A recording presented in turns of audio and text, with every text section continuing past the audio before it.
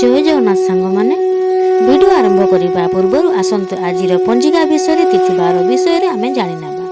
आज हूँ मंगलवार कुंभ 22 दिन एवं मार्च 5 तारिख।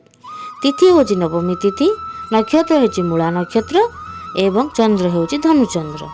तो आज सूर्य देवता उदय हे 6:06 एवं अस्त हे 5:50। आज तिथि क्यों दिन पड़ुचे आसतु जाना। आज हूँ पंचायत राज दिन, कलिंग वीर विजु पट्टनायक जयंती, महर्षि दयानंद सरस्वती जयंती।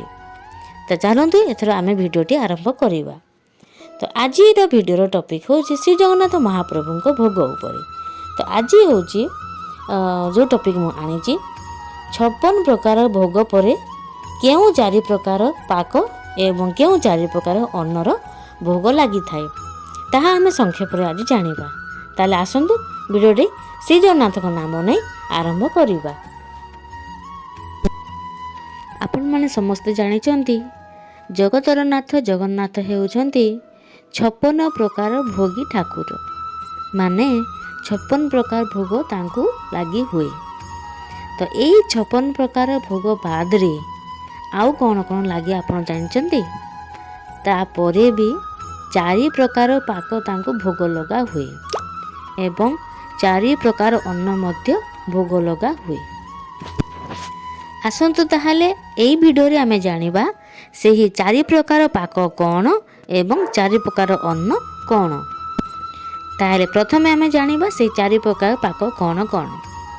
श्रीजीव को भोग सब 56 भोग बाद रे आउ 4 प्रकार भोग पुणी तैयारी होई प्रभु को लागी हुए। एही 4 प्रकार भोग 4 भाग रे व्यक्त करा जायछि।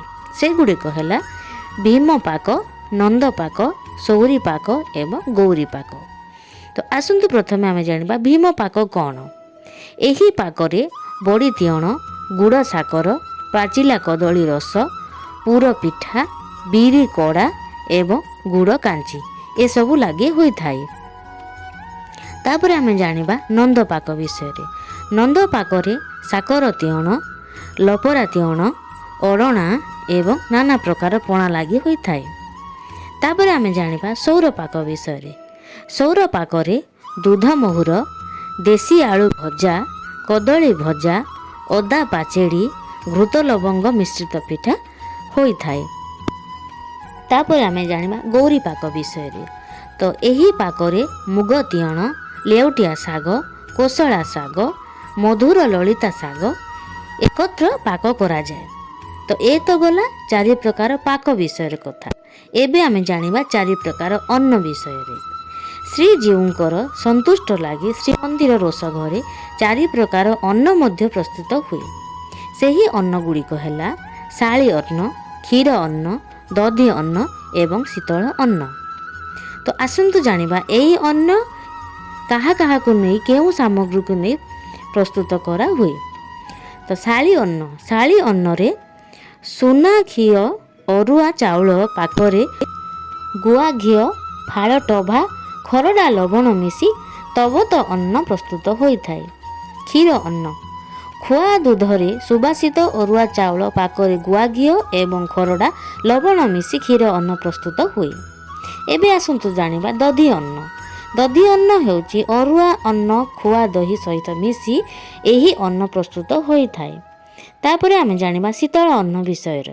शीतल अन्न अरुआ चाउल अन्न को बाटुला करी टभा रस और खरड़ा लवण मिसाई शीतल अन्न प्रस्तुत होता है। तो सांग माने आज छोटिया वीडियोटी केमती लागला निश्चय जनइबे।